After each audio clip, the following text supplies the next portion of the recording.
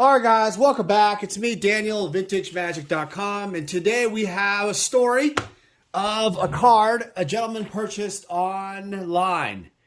Let's see what we got. So, back in 2016, one of my good friends and I were looking to buy old Magic cards and found a local Craigslist flea market scene.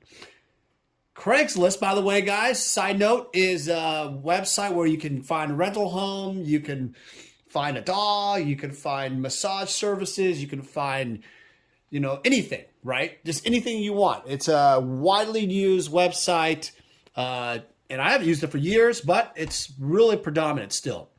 So this guy continues on and says, we found a reseller on Craigslist who had a sealed gift box from Revise, listed for a good price. The outer plastic wrap was taken off, so it wasn't pristine. I think it was around $200, and we bought it. This guy was not a Magic person, and the inner wrappings were in good shape, no sign of tampering. Although we were obviously not sure of the past history, so we didn't have too much concerns. We didn't have too many concerns about the box other than how its resale value would be affected. The one thing I remember about it specifically is that you can see the uncommons on the bottom of the decks, and one of them was Orcish Oriflame. Cool thing to have, especially because if it was already open, so you could see the neat little glass counters and sheets of paper that hadn't been unfolded. We offered the box up for sale and trade for a heavily played Mox Pearl from Unlimited. Okay, so you traded it for a Mox Pearl. The pictures made the card look in somewhat rough shape, but the solid eye appeal when sleeved. We decided to go with the trade even if risky, in part because we've gotten a nice deal in the revised box, and in part because we thought that despite their similar price tag on a revised box and a Mox at the time, the Mox was a more desirable thing to have. If I recall, the revised box was around $1,000 at the time, with the outer seal wrapping intact, and the HP Mox was about $600 to $1,000. Also decided basically we just take the thing knowing the risk of counterfeit and cut our losses if we got duped. Wait, what? We also decided basically we just take the thing, okay, the Mox, knowing the risk of counterfeit and cut our losses if we got duped. Okay. The card, after some logistical issues, and appeared to be as advertised. We did have concerns about the card at that point. Namely, it was thick and stiff.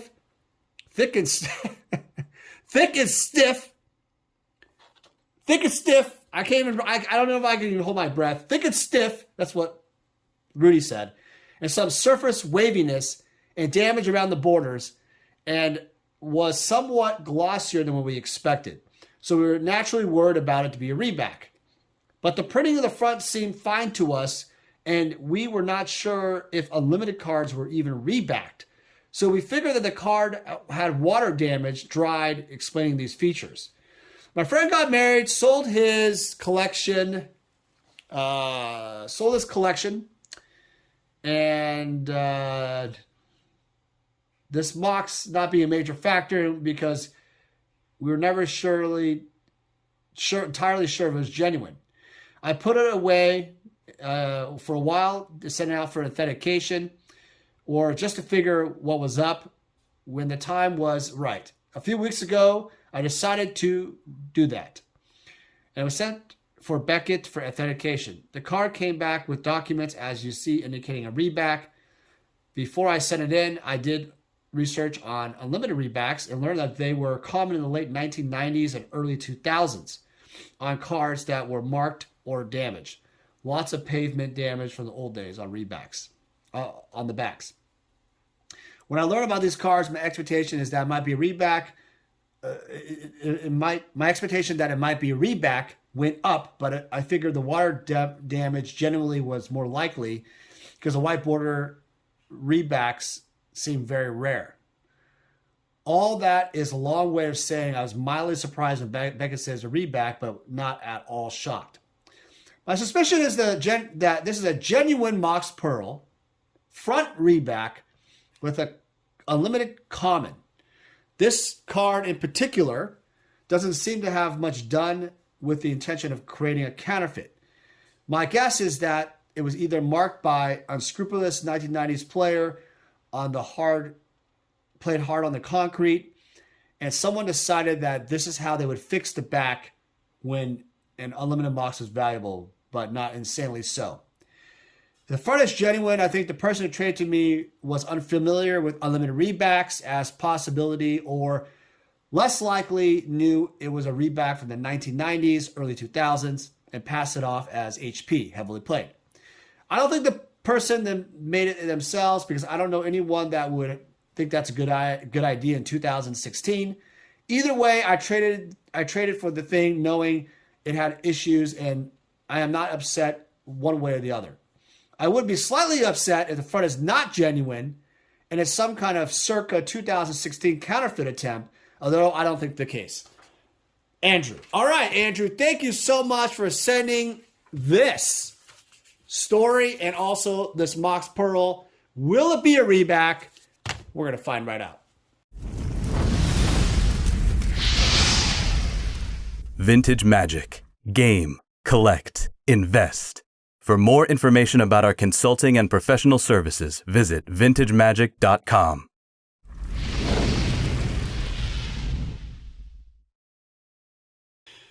All right, guys, welcome back. It's me, Daniel, of vintagemagic.com, and sorry for the long-winded story.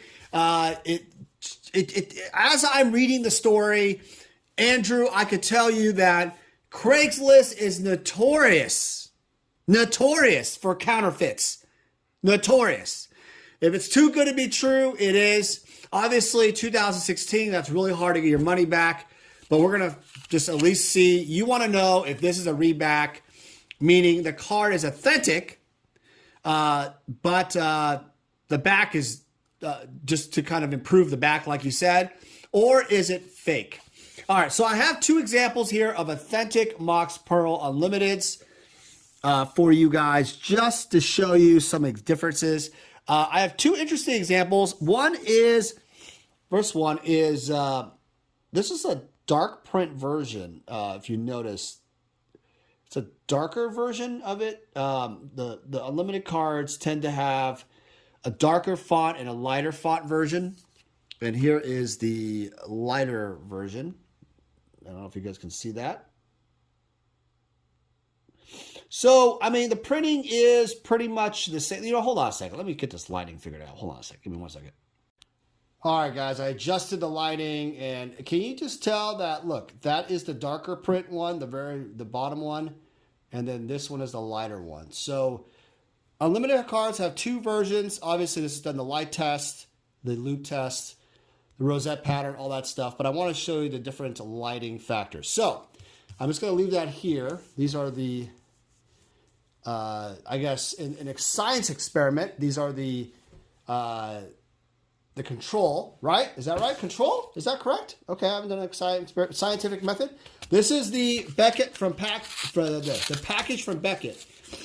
All right. Uh-oh. Let's see. Uh-oh. It says, whoa, rebacked. Okay. So, according to Beckett, they think it's rebacked. Now, I think this term is used very, very, I'm going to put this out here. Let me zoom back.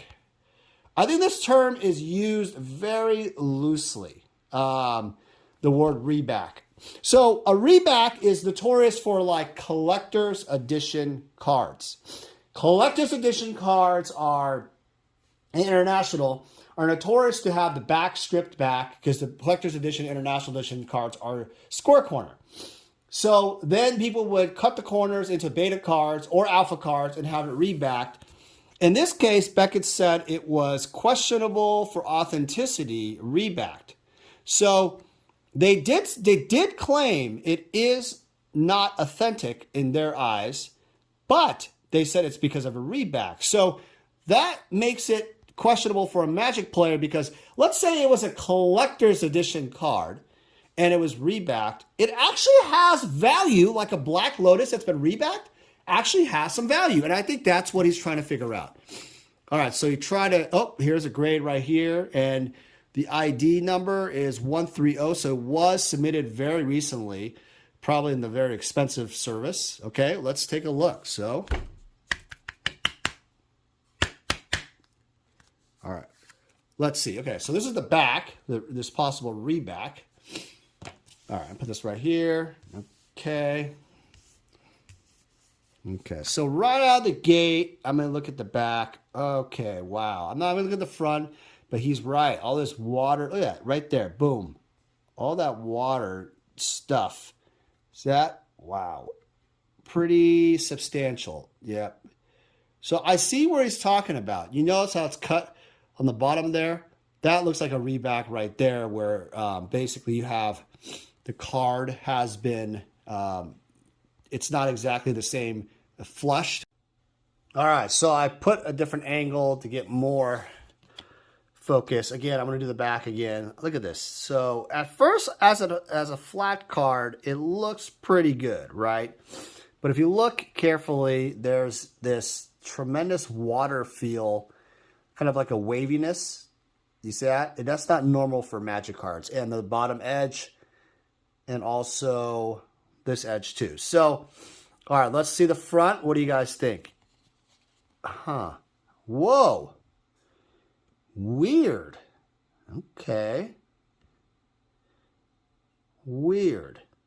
Is this, I don't think, is this a misprint? What the hell? Let me look at, is that a, what is this thing? Hold on a second. Let me change the view. All right, guys, I'm using this new Director's Cut viewfinder where I also can look at it while I'm talking to you guys. Look at that. Look at the Mox Pearl. Whoa, that is really dark. The mono artifact is really dark. Okay, that's weird. Like I showed you guys a minute ago, that's nothing like that so far I've ever seen. And the Dan Frazier is really dark. And you can tell that there's this glossiness to it too. A little bit, yeah, shiny as hell. That is really abnormal. Okay. I'm going to stop here and do a light test real quick. All right, hold on. All right, guys, sorry about that. So I did a couple of tests. First off, obviously the bend test has some validity, but not the best. It is not necessarily terrible. It doesn't necessarily not pass. But really, I'm going to zoom in here in a second. The color and the saturation and the evidence of just the fact that I believe right out of the gate, my gut feeling, you always want to go with your gut feeling, is that it was definitely a counterfeit type of paper photocopy attempt that essentially was re-glued on a real Magic card, because the light test actually, it does shine through somewhat, but the rosette patterns are not there, and that's the key. So I don't have a camera to do that while I'm filming. Let me zoom in here. I'll show you guys what I'm talking about in terms of print and all that. Hold on. All right, so I'm going to be as exact as I can. I know it's really hard, but can you guys see that the middle one here is the counterfeit? And then the top and the bottom are those control examples I was talking about. So right there, you can just tell that obviously this guy here, the middle, is extremely dark. That right there, there's Unlimited usually has two types of print quality for the gray, and also even the Mox Pearl itself is just, gosh, it has this weird photocopied look to it anyway. It's pretty obvious. So I think my conclusion on this is it was indeed a photocopy attempt back in the day.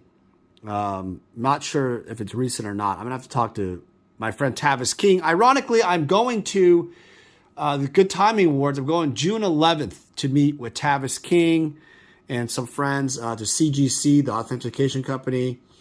And I'll kind of do another follow-up video on this. But I'm pretty sure he's going to say the same thing. But he obviously has a very different perspective. So I will let him maybe give some history about if you've seen counterfeits like this in the past, but this is definitely a feeble attempt. And yeah, I guess if you pull them side by side, they look somewhat close to the sizing, right? But you can just tell that if you look at the lighting part, it's just light. It's just brighter and more shiny, right? It just looks like it's been glued on, right? It is somewhat thicker, but you can just tell it's not a clean example at all. So I would call this, even if with water damage, I gotta ask. See, that's the part I have to ask Tavis. Does the print ever change like this if it's water damaged to this level? Would the sun ever do this to it? That's the thing I need to know. But I know there's no rosette pattern to it. It has that kind of what do you call it? That crappy photocopy look, not the rosette pattern you get from the actual card. But I'm curious to know what really happened here. All right, guys. Well, that's my knowledge of kind of my evaluation on it. Andrew, thank you for sharing this with us. So I don't think it's rebacked like Beckett said. That's not what I believe. It's not rebacked. And it's not authentic. That's the thing. It's questionable authenticity. That's correct. But right here, it says authentic. And that right there is weird. Why would it say authentic if it's not authentic? Huh. I don't know. Okay. I'm not. Maybe they just meant not authentic, but this part is confusing because a lot of people would think a reback is considered authentic in the case, like I said earlier, about collector's edition and international edition cards. All right, guys. I'll follow up with Tavis. Thanks for watching the video. We'll talk to you guys soon. Thank you everyone for joining me. It's me, Daniel, with VintageMagic.com.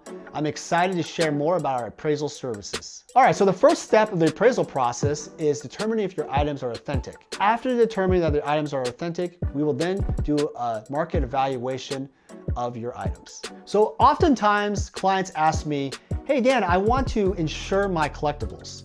Well, after the authenticity and evaluation part of the appraisal process, I would then construct an official letter and we would send that off to the insurance company.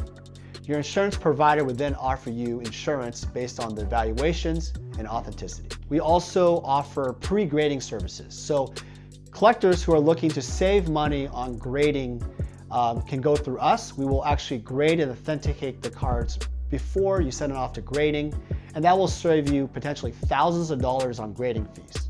Also, we offer estate collection services. So basically, if you've acquired a collection over the years, either from a family member or yourself, and you want to pass it down to your kids, we're able to determine valuations based on the levels of today. Vintage Magic. Game, collect, invest. For more information about our consulting and professional services, visit vintagemagic.com.